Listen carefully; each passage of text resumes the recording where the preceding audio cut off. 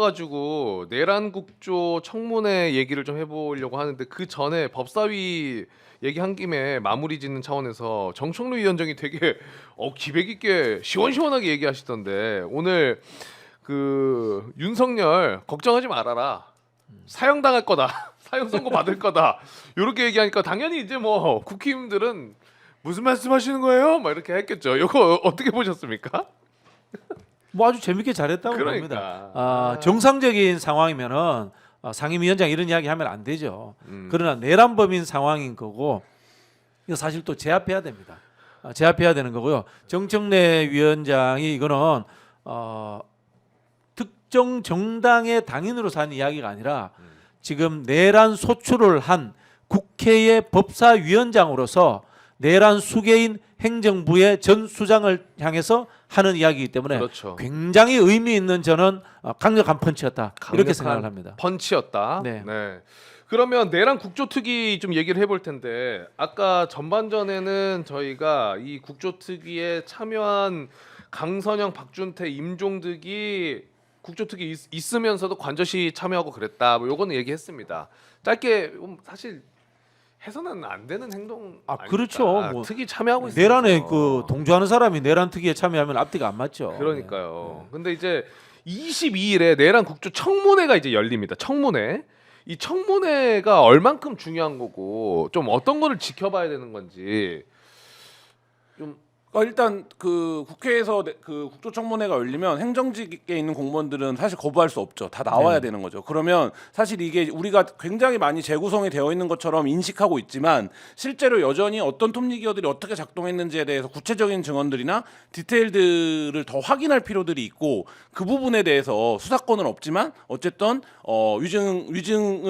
위증하지 않겠다고 선언하고 그 얘기를 듣는 측면의 효과가 하나 있고 지금 그리고 또 하나는 이제 국민의힘에서 반대했던 논리 중에 하나가 그런 거잖아요. 수사도 어차피 할 거고 뭣도 할 건데 이걸 왜 하냐 지금 또 청문회를. 네, 청문회를. 근데 지금 오히려 한 달여 동안 이 내란 수계에 대한 체포가 이루어지지 못하는 상황이 되면서 사실 더더욱 이 청문회를 통해서 이 사건의 본질이 뭐고 어떤 말하자면 위법들이 있었는지를 지적하고 밝혀내는 게 굉장히 중요한 의미, 그러니까 전체 여론전에서도 굉장히 중요한 의미를 갖게 됐다 이런 생각이 듭니다. 내란 국조를 지금 한 건 굉장히 저는 잘못했다, 늦었다라고 생각을 합니다. 오히려 더 일찍 했어야 더 됩니다. 일찍. 우리가 잊어버리고 있는 게 있는데요. 박근혜 탄핵 때 많은 분들은 결과론적으로 박영수, 윤석열 특검을 기억하는데요. 그렇지 않습니다. 그 당시에 박근혜 탄핵의 결정적 역할을 한 것은 최신수일 국정조사, 거기에서 지금도 기억합니다. 안민석 의원 등이 맹활약을 했습니다. 그리고 재벌들 불려 나오면서 우리 잘 나가는 재벌들도 최순실한테 협박당해서 돈 뜯겼구나 하는 것을 전 국민에게 다 보여줬습니다. 즉 국회는 법률적인 수사권은 없습니다만은 조사권을 통해서 행정 공무원들 그리고 이 국회의 구조를 통해 가지고 국민들에게 국민의 대표로서 이 사람이 대통령에서 왜 탄핵되어야 되는지 이런 부분들을 정확하게 보여줘야 되는 겁니다. 이게 사실은 국회의원들이 해야 되는 본연의 임무이기도 하고요. 우리 다시 한번 말씀드리지만 박근혜 탄핵은 최순실 국정조사라는 국회의원들의 역할로서 이루어진 것이고 결국 형사법적인 수사는 그 뒤에 이루어집니다.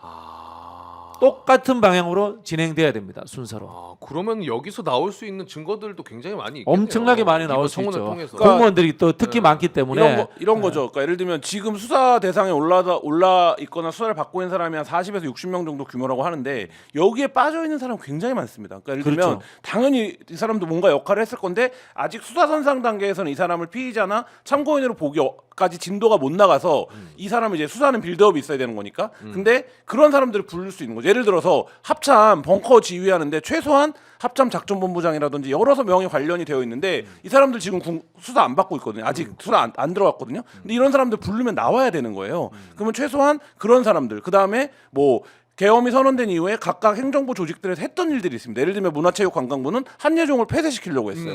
예. 근데 이런 것들도 아직 수사 선상에는 안 오르고 있거든요. 그러면 유인천 장관 불러다가 물어볼 수 있는 거죠. 왜 말하자면 당신은 계엄에 어떤 생각을 했길래 예를 들면 관련 기관을 폐쇄하려고 했냐 뭐 이런 것들이 이루어져야 많은 국민들이 지금 윤석열 언제 잡혀가지 막 이런 지금 내란 스트레스를 받고 있는데 그게 아니라 실질적으로 여기서 누가 책임을 져야 되는가 이거를 규명할 수 있는 거죠. 하나하나 네. 숨겨져 있는. 그렇죠. 예를 들자면 최상목 불러내야 됩니다. 최상목 불러내 가지고 윤석열 통해서 쪽지를 받았다고 했잖아요. 맞아요. 쪽지를 차관인지 차관부한테 줬다고 합니다. 왜 줬습니까? 그 명령행위 아닙니까? 그렇죠. 그리고 또 고위직들 회의를 했답니다. 1급 이상들 회의를 했다는데 그 회의 무슨 주제로 이야기했습니까? 혹시 국보위 만들려고 하는데 거기 예산이 어디서 찾을 수 있는지 그런 회의했습니까? 이런 거 물어봐야 되고요. 가장 결정적인 건 뭔가 하면요. 윤석열 옆에서 최종 기획안을 쓴 사람이 누구냐? 이거 찾아야 됩니다. 이 내란 관련해서 그렇죠. 내란의 총괄 지휘부는 윤석열로 보이거든요. 윤석열이 지가 직접 워드 프로세스 작업해가지고 뭐 하는 사람 아니잖아요. 한글 작업하는 사람 아니잖아요. 그럼 누군가가 옆에서 누구는 뭐하고 쪽지 나눠준 그걸 써준 사람이 있을 거란 말입니다. 그 사람 찾아내야 돼. 그 사람이 총괄 컨트롤 타워의 실무자입니다. 컨트롤 타워의 실무자다. 네. 행동대장들은 수사를 받고 있는 거고 군인들. 그렇죠. 네네. 예, 그 군수뇌부는 조사 받고 있지만은 컨트롤 타워를 잡아야 된다. 네네. 그리고 최상목이랑 뭐 이렇게 불러야 된다고 얘기하셨는데 최상목, 뭐 정진석도 있고, 다 불러야죠. 신원식 이렇게 이제 뭐 증인으로 김태효, 특히 김주현 민정수석 꼭 불러야 됩니다. 조태열도 그렇고. 조태열도 그렇고. 근데 일단 나오는 거는 인간적으로 하겠죠? 어떻게 보십니까? 이 참모진들 저 안 나올 가능성이 많다고 봅니다. 안 나올 것 같아요. 사표 내고 도망갈 가능성이 있다고 봅니다. 그러가는 그 사표 내고 도망갈 수 있고 그 1차적일 거고 2차적인 건 이런 거죠. 어차피 내가 내란에 연루가 되어 있다라고 하면 이거를 거부해서 처벌을 받나 내란이 훨씬 더 죄가 무겁기 때문에 사실 여기 나와서 뭔가를 증언할 뭐라 그럴까요? 그러니까 그걸 뭐 동기라고 해야 될까요? 그러니까 이거를 놓고 뭐 이게 내란이라는 게 그런 거예요. 예를 들면 가장 말단에 참여를 했다고 하더라도 5년이에요 최소. 그렇기 때문에 그렇죠. 사실 이제 뭐 그런 엄중한 상황이기 때문에 이들이 무슨 대통령을 보위한다 뭐 이런 게 아니라 다 지금 엄중한 피의 선상에 있는 사람들이죠. 그래서 중하위직 늘공들을 불러야 됩니다. 앞으로도 공무원 생활이 많이 남아 있는 사람들. 그런 사람들은 나와가지고 제보도 할 수 있고요. 그리고 본인이 겪었던 일을 진솔하게 이야기할 수 있습니다. 예를 들자면은 계엄 당일날 있지 않습니까? 네. 이 특전사라든가 국회로 들어왔지 않습니까? 거기에 하급 지휘관들, 뭐 중대장이나 이런 사람들을 불러야 됩니다. 그게 지금 국방위에서는 정인 합의가 안 돼서 못 불렀거든요. 지금 여기서는 불러야 됩니다. 그리고 대통령실에서도 늘공들 중에 대통령실에 파견 나가가지고 문서 작업하는 사람들이 있을 겁니다. 문서 작업하는 사람은 모든 것을 다 알게 돼 있습니다. 일정 관리하는 사람은 모든 것을 다 알게 돼 있습니다. 그렇죠. 그 사람들을 불러야 됩니다. 김용현이 직접 문서를 쓰진 않았을 그렇죠. 거고. 네네네. 어쨌든 그 이거 만들어 와라라는 그 가장 그러니까 이 실무 작업 현장에 있는 사람 현장에 있는 불러야 사람들. 됩니다. 맞아. 그런 사람들 부른 게 중요하겠네. 이거는 어떻게 봐야 됩니까? 지금 사실 윤석열은 뭐 당연히 안 나오겠죠. 윤석열을 부른다고는 하지만은 안 나올 게 뻔한데 국힘에서는 그러면은 윤석열 증인 신청할 거면은 이재명 대표랑 증인으로 부르자 이런 주장을 하고 있거든요. 김어준 씨도 그렇고. 그러니까 이들의 작전이 뭡니까? 그냥 무슨 작전이? 침대 축구 오늘만 대충 수습한다잖아요. 그러니까 제가 보기에는 이거는 진지하게 얘기할 가치도 없는 사실 얘기들이고 이 내란 국조를 하는 데 있어서의 그러니까 계속 지금 국민의힘이 답답해한다. 이런 태도인데 이거를 어쨌든 국민의힘은 이런 주장을 했습니다라고 자꾸 써주는데 사실 저는 써줄 가치도 없는 얘기라고 생각합니다. 가치조차도 없는 뭐 얘기다. 오대수라고 얘기하다가 오대산이라고 또 요새는 얘기하던데 네. 수습도 아니라 그냥 오늘만 살자 대충 뭐 이런 자세지. 그거 왜 사실 이게 무슨 설명이 됩니까 논리적으로? 사실 가치가 없다. 네. 그러면 얘기 더 안 해버려. 네. 네. 그럼 요거는 어떻게 봐야 돼요? 그 구치소에서도 현장 방문을 통한 청문회 진행하려고 한다. 요런 내용도 나왔거든요. 그러니까 내란 관계자들이 예를 들어 뭐 박안수나 군인들 네네네. 있잖아요. 네네. 근데 이 사람들이 이제 구속이 돼 있으니까. 네네. 그래서 최순실 때도 실제로 수감 중인 사람들 가서 현장 조사한 적이 현장 있다고 조사한 그러더라고요. 적이 있는 걸로 알고 있습니다. 다만 법률적으로 구속되어 있는 사람이 청문회라든가 국정조사에 출석할 수 있는지 없는지는 잘 모르겠습니다. 국회로 오는 것이 가능한지 안 하는지 저는 잘 모르겠어요. 구속돼 있는 사람이. 네네네. 만약에 못 온다면 근데 가서 못 온다면 현장에 가서라도 해야죠. 가서 네. 물어보는 거야. 네네네. 뭐 상관은 없을 것 같고. 욕 한번 가볼까요? 아까 김태호 얘기하셨잖아요. 네네네.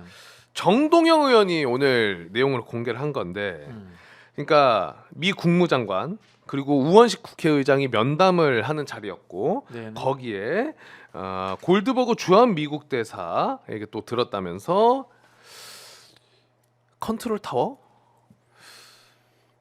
아닌가?라는 느낌입니다. 일단 정동영 의원이 어떤 내용을 공개했는지 영상 먼저 보고 오시겠습니다. 쿠데타를 위한 준비, 총괄, 기획팀이 있었다고 봅니다. 기획자가 있었다고 봅니다. 지금 숨어 있는데 이 사람은 NSC의 핵심입니다. 윤석열의 뇌수입니다. 그 사람이 이미 계엄 해제가 지난 이후였음에도 불구하고 골드버그 대사에게 입법 독재로 한국의 사법 행정 시스템이 망가진 반국가 세력을 척결하기 위해서 계엄이 불가피했다는 강변을 되풀이했습니다. 그 얘기를 듣고 경악했다고 합니다. 이제 처음으로 그 사람은 NSC 차장 김태효입니다. 김태효가 통화를 하면서 이 계엄은 어쩔 수 없었다 이런 이야기를 했다고 하는데, 그러면서 김태효는 바로 입장을 내긴 냈습니다. 이건 말도 안 되는 소리다. 네, 다음날 뭐 통화를 한 사실 자체가 없다, 명백한 허위 사실이다 이렇게 얘기를 했는데 네. 이거는 사실 언론 레벨에서는 입증이 불가능합니다. 그리고 우리 수사기관이 뭐 여기를 불러다가 조사를 해볼 수도 없는 거잖아요. 그러니까 김태효 처장의 이 얘기는 뭐 김태효 처장 입장에서는 할 수 있는 해명인데, 만약에 뭐 정동영 의원이 허투루 들은 게 아니라고 당연히 아니니까 얘기를 했겠죠. 그렇다라고 하면 이 부분은 김태효를 불러다 조사를 해야죠. 당연히. 그렇죠. 개연성은 저는 있다고 보여. 저도 아까 말씀드린 것처럼 분명히 총괄 기획자는 윤석열 옆에 늘 붙어 있던 사람. 저는 대통령실 내부에 있는 사람이라고 생각합니다. 그 사람이 늘 윤석열이 하는 이야기 받아 적고, 그다음에 윤석열이 죄송합니다. 네. 하는 이야기를 검색을 통해 가지고 과거 사례라든가 찾아가지고 보고하고 즉각적으로 그렇게 하는 사람이 있어야 됩니다. 네. 바로 김태효 처장이 그 윤석열 대통령의 그 외교 스승이다, 외교 과외 선생님이다, 뭐 이렇게 불렸던 사람 아닙니까? 그리고 안보실 1차장입니다. 근데 김태효 처장이 그러면 이렇게 얘기해야 돼요. 내가 그 얘기를 예전에 들었는데 나는 말도 안 된다고 생각했다. 그래서 나는 반대했다. 네. 그래서 나는 아마 그 개선에서 제외된 것 같다. 그래서 나는 진짜로 몰랐다. 이렇게 해명하면 그걸 따져볼 수 있죠. 또 말을 들면 그 말이 얼마나 진정성이 있는 것인지. 근데 그게 아니라 지금 말한 오늘 나온 대로 역할이 뭔지가 안 드러났을 뿐이에요. 근데 당연히 그러면 상식적으로 생각해 볼 수 있죠. 그렇게 모든 어떤 외교나 안보 문제에 대한 결정을 김태호 차장한테 의지해 왔다고 하는데, 이 문제는 왜 그 김태호 차장하고 아무런 한마디도 얘기 안 해봤을까? 이런 말하자면 당연히 상식적 의문을 품을 수밖에 없고, 그렇죠. 오늘 그거에 대해서 이거에 대한 조사가 필요하다라는 주장이 제기된 거죠. 뭐 윤석열이 계엄을 노래하고 다녔으면은 윤석열과 자주 보던 그 대통령실에 있는 핵심 참모들은 윤석열이 계엄하고 싶어하는구나 다 알았을 겁니다. 그 중에 한 사람이 있을 거라고 보고요. 자, 예를 들어 가지고 최상목한테 쪽지에 국보위 전두환이 만들었던 국가안보 비상위원회인가 뭐 이럴 겁니다. 그걸 줬다고 칩시다. 최상목은 모를 겁니다. 그게 뭔지. 경제 관료들이 그런 이야기 알 수가 없어요. 다만 정치학이라든가 이 정부 관련 이런 공부했던 사람들은 그런 거 알 거예요. 그런 거 알 거예요. 제가 봤을 때. 비상 입법 기구라는 걸 윤석열이 알고 있었을까요, 애초부터? 윤석열 머리를 알 수 없죠. 그냥 누군가가 그쵸? 가르쳐 줬다고 봐야 됩니다. 나는 그 정도의 이 그 뭐라 합니까 역사라든가 정치 공부가 된 사람이 저는 참모로서 옆에 바로 붙어 있었다고 저는 추측합니다. 맞아, 저도 딱 그 생각해요. 윤석열이 비상 입법 기구라는 개념 자체를 알고 있었을지. 그게 조금 의문인데, 요거는 어떻습니까? 그 군대를 이렇게 철저하게 관리를 하고 동선을 짜고 여러 부대들을 동원을 시켰잖아요. 거기에 이제 김용현도 있겠지만은 이 군인에 대한 작전을 또 짜는 사람이 김용현 혼자였을까라는 생각도 문득 들면서, 김관진을 윤석열이 또 사면을 해줬잖아요. 네. 그게 24년 2월입니다. 그런데 김용현의 공소장을 보면은 윤석열이 이제 계엄 노래를 부르기 시작한 게 여러 이제 시기가 있지만 24년 3월부터 여러 차례 이제 또 얘기를 하기 시작하거든요. 김용현이랑 윤석열이랑. 그리고 김관진이 국가안보실장 할 때 또 노상원이랑도 인연이 있더라고요. 노상원이 대통령 경호실 군사관리관으로 나와 있어가지고 파견 나와 있었죠. 파견이 네. 나와 있어서 육군에서 파견 나와 있었을 겁니다. 예. 그리고 김관진을 윤석열이 사면시켜 주고 나서 대통령 직속 국방혁신위원장으로 위촉을 또 한 것도 있고, 요건 좀 어떻게 개연성이 있다고 보십니까? 어떻게 보세요? 글쎄요, 뭐지 여기는 단정할 수는 없겠네요. 김관진. 전반적으로 근데 군의 흐름이나 이런 것들을 그 김관진 잘 알고 있긴 하죠. 예, 김용현보다는 더 많이 알 수 있죠. 그렇죠. 네, 네. 근데 도그님이 김관진이랑 김용현은 앙숙이다라는 이야기도 주셨는데 요건 맞습니까? 김용현이 이제 동기 중에 출세를 빨리 하고 싶었는데 네. 그게 이제 안 되는 거를 여러 이제 장교 자기 선배들 탓을 했는데 뭐 그때 있었다 이런 에피소드들이 전해지는데 네, 네. 그러니까 확인하기는 좀 어려운 거죠. 사실 뭐 그게 뭔지는. 근데 다만 이런 건 있죠. 저희가 그 취재했던 여러 이제 군 관계자들의 말에 따르면 작전 노상원이 왜 필요했을까? 민간인인 노상원이. 노상원이 전공이 작전이라는 거예요. 그러니까 계획.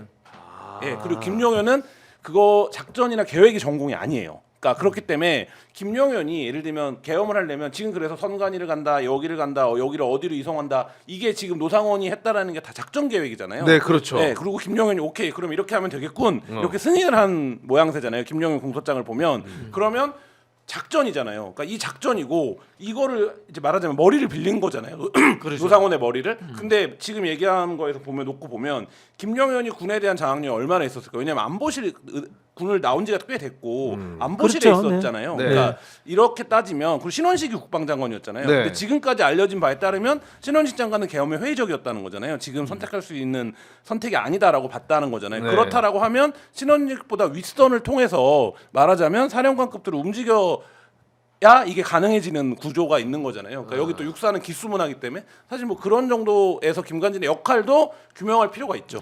김용현은 그 존경받는 선배 군인이 아니었거든요. 내부의 평가를 내부에서? 들어보면은. 근데 김관진 같은 경우에는 이른바 이제 네트워크도 풍부했고요. 뭐 예를 들자면은 노상원 같은 경우는 일그러진 엘리트 아닙니까? 노상원 사실 작전통이고 기획통이거든요. 기획통인데 뭐 인격적인 뭐 문제라든가 불명예 여러 가지 제대했고 뭐 예. 사생활 문제 범죄로. 이런 것들 때문에 저렇게 이제 결국은 불명예 제대를 했는데 그걸 한 방에 뒤엎으려고 한 거 아닙니까? 그런 부분이고요. 김관진 같은 경우는 어쨌든 폭넓은 인맥을 갖고 있기 때문에 한번 들여다볼 가치는 있다. 가치는 있다라는 생각이 들고 그날 12월 3일 날 있잖아요. 민주당도 가만히 있지 않았거든요. 가만히 있지 않은 게 저도 들어가면서 국방위 의원들한테 그런 이야기를 했어요. 뭐 형, 그 저기 뭐야 현역 이 인근에 있는 사단 작급들한테 다 전화해야 됩니다. 아마 전화 돌렸을 거예요. 우리 민주당 국방위 의원들도 출동하지 못하도록 하는 선무 작업도 하고 이런 거 다 했을 겁니다. 그리고 그 당시에 국회의장님도 그런 역할들을 계속 했던 걸로 제가 알고 있거든요. 그렇다면은 반대편에서도 누가 그런 역할을 하고 있지 않았을까요? 들어가라 해라 네네. 빨리. 도와줘라 뭐 이런 그런 생각이 듭니다. 이거는 사실 통화 그러니까 지금 말씀하신 것처럼 김관진 민간인이기 때문에 핸드폰 영장만 받으면 통화 영장만 받으면 금방 알 수 있는 일이 어떤 역할을 했는지에 대해서. 그렇겠네. 만약에 뭔가 정황이 나오거나 네. 조사의 필요성이 나온다면 핸드폰만 확보해도 뭐. 전두환도 12.12 쿠데타를 일으킬 때 이름이 유학성 황영시 중장입니다. 자기 육사 선배들을 또 동원을 합니다. 이 선배들이 했던 역할들이 전두환을 진압하러 오는 부대에다가 전화해가지고 혼선 만들고 그 다음에 타협하는 척하고 맞아요. 이런 역할들로 계속 하거든요. 야, 그럼 핸드폰만 하면 되는 거. 근데 이거 마지막으로 짧게만 그냥 이상민이 비어폰 썼다 그러더라고요. 네. 이거 말이 안 이게 원래는 안 쓴다고 하던데 행안부 장관은. 행안부 장관이 비아폴로 했어. 그러니까 왜 썼을까요? 아니, 애초 저는 이상민은 장관 되고 윤석열이 계엄 생각했을 때부터 알았을 거라고 봅니다. 이상민은 네네. 생각했을 때부터. 네네네.